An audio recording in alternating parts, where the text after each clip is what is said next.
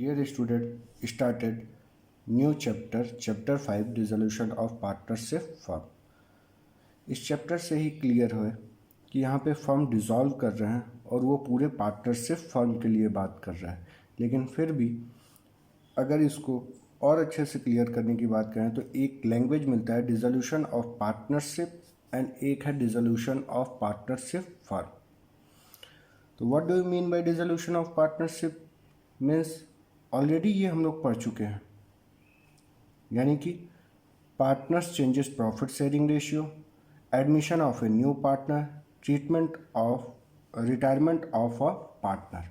तो इन सिचुएशन में अगर पार्टनर्स के बीच में कोई भी एग्रीमेंट में चेंजेस हो रहा है तो वो क्या है, पार्टनरशिप डिसॉल्व कर रही है, न कि पार्टनरशिप फर्म। यानी कि termination of the old partnership agreement and A reconstruction of the firm.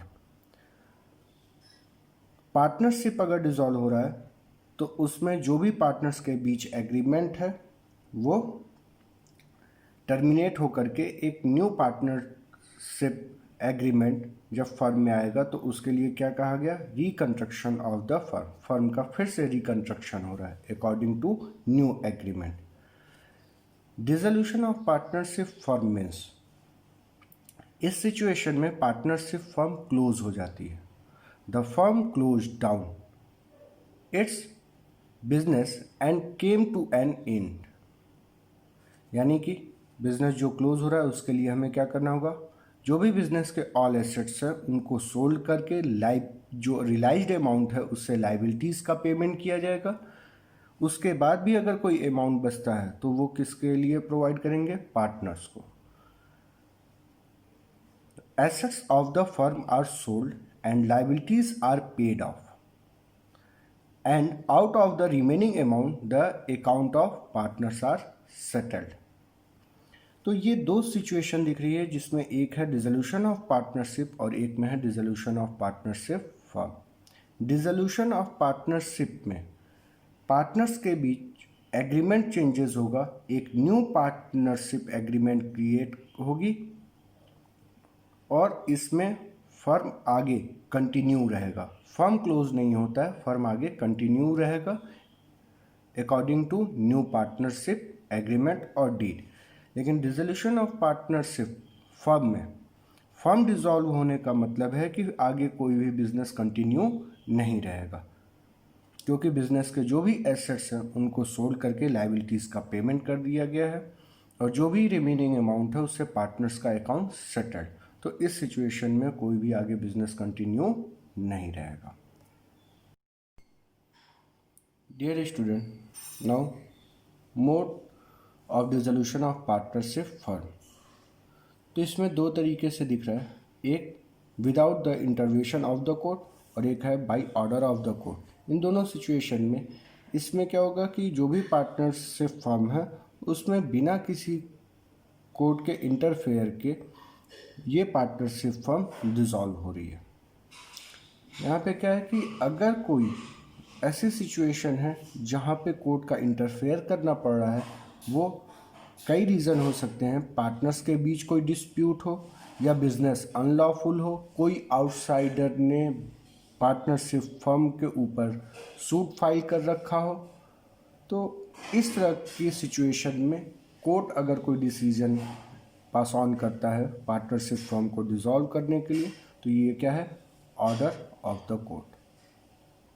Now without the intervention of the court by mutual agreement a partnership firm may be dissolved when all the partners agree.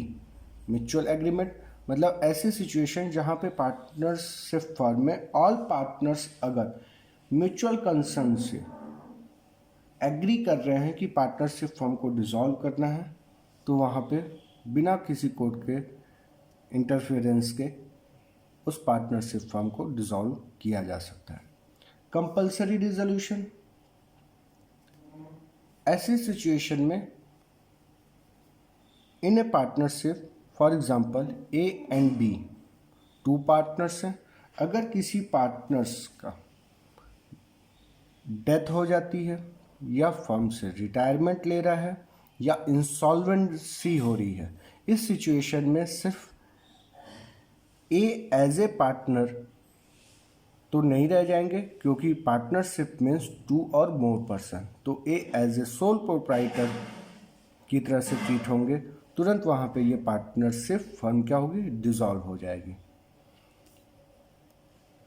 या business जो है वो unlawful है।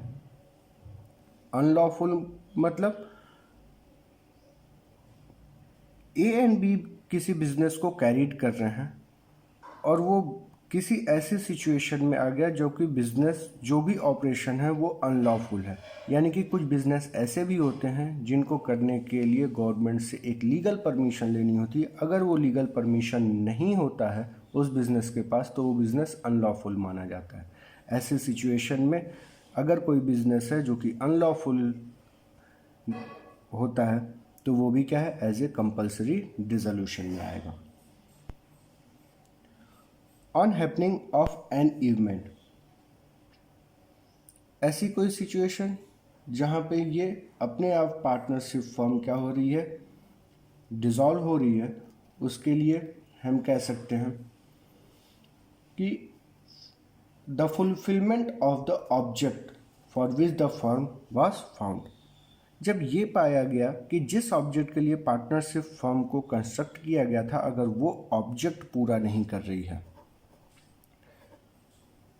ऐसी situation में भी partnership firm at the happening of an event में ये डिसॉल्व होगा। या expiry of the period for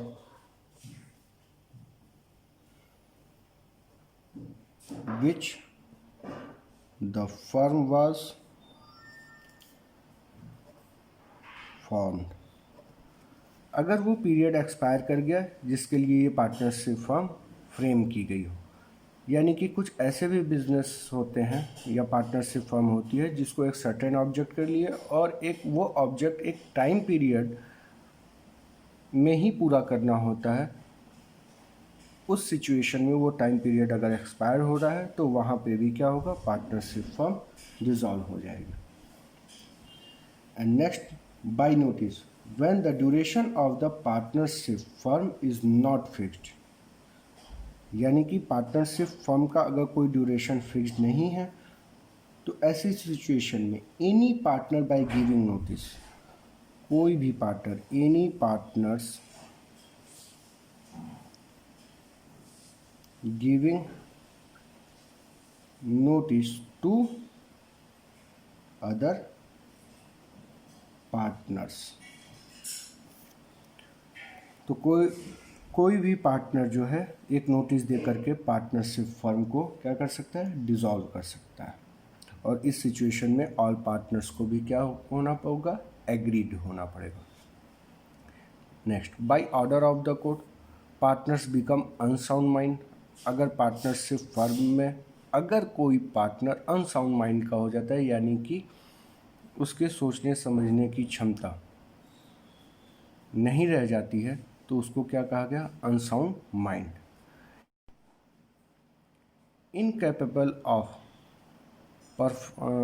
performing his duty, अगर कोई पार्टनर अपने ड्यूटी को परफॉर्म करने में इनकैपेबल है, इस सिचुएशन में अगर कोई पार्टनर कोर्ट में केस फाइल कर रखा है कि ये पर्सन या ये पार्टनर जो है अपने परफॉर्मेंस ऑफ ड्यूटी करने में इनकैपेबल है, तो ऐसी सिचुएशन में कोर्ट वहाँ पे पार्टनरशिप फर्म को डिसॉल्व कर सकता है।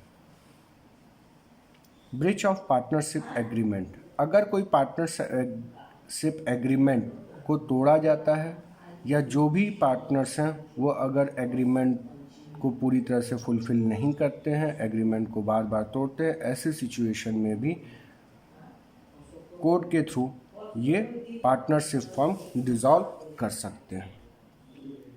Third party, partnership firm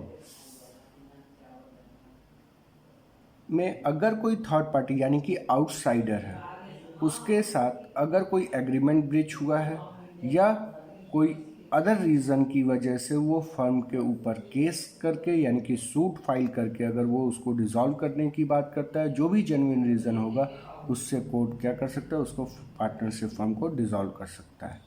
can not be carried on expected at a loss. ऐसी भी सिचुएशन हो सकती है कि कंटिन्यूसली अगर पार्टनरशिप फर्म लॉस में है, अगर कोई पार्टनर्स इस चीज़ के लिए कोर्ट में सूट फाइल करता है कि ये कंटिन्यूसली लॉस हो रहा है और हमें ये पार्टनरशिप फर्म क्लोज्ड करना है, ऐसी सिचुएशन में जिस पार्टनर ने कोर्ट में केस फाइल किया है उसके अलावा जो अदर पार्टनर्स हैं वो उस पार्टनरशिप फर्म को आगे कंटिन्यू रखना चाहते हैं for business carried and making a profit.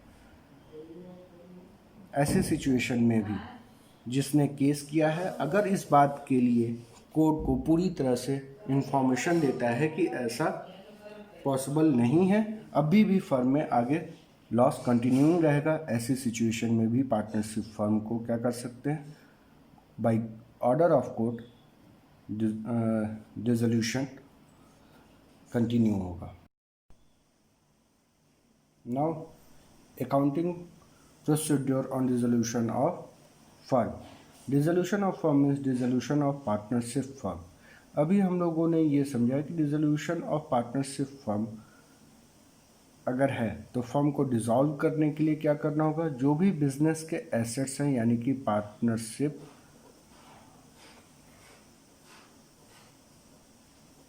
Firm के ऑल एसेट्स को क्या करेंगे, सोल्ड करेंगे। पार्टनरशिप फर्म का जो भी एसेट्स होगा उसको सोल्ड कर देंगे। रियलाइज्ड अमाउंट से सबसे पहले क्या करेंगे, फर्स्ट पे आउटसाइडर लाइबिलिटीज। आउटसाइडर लाइबिलिटीज को पे करने के बाद पार्टनरशिप फर्म के ऑल एसेट्स को सोल्ड करेंगे। सोल्ड करने के बाद फर्स्ट पे आउटसाइडर लाइबिलिटी, सबसे पहले आउटसाइडर लाइबिलिटी को पे करेंगे। आउटसाइडर लाइबिलिटी पे करने के बाद अगर किसी पार्टनर्स ने फर्म को लोन दे रखा है यानी कि पार्टनर्स लोन का पेमेंट होगा। पार्टनर्स लोन पेमेंट करने के बाद तब लास्ट सेटलमेंट पार्टनर्स के लिए होगा यानी कि पार्टनर्स का कैपिटल पे आउट किया जाएगा। तो अब यहाँ से फिर से समझा जाए, accounts are prepare. First realisation account. Realisation account जो प्रिपेयर कर रहे हैं वो इसीलिए प्रिपेयर कर रहे हैं कि जो भी फर्म के एसेट्स हैं इनको सोल्ड करके यानी कि डिस्पोज किया जाएगा और यहाँ पे क्या करेंगे, आउटसाइडर लाइबिलिटी का पेमेंट किया जाएगा। ये दोनों एक्टिविटीज़ किससे रिलेटेड होगी, रियलाइजेशन अकाउंट से, यानी कि all assets are transfer to realisation account and outsider liability paid. तो रियलाइजेशन अकाउंट जो भी प्रिपेयर करेंगे ये एक तरह से किस लिए प्रिपेयर हो रहा है, एसेट्स का डिस्पोज ऑफ करके लाइबिलिटीज़ के पेमेंट के लिए। It is treated as nominal account. तो अब जरा एक बैलेंस शीट को लेते हैं जिसमें ये दिख रहा है ये बिजनेस के एसेट्स हैं।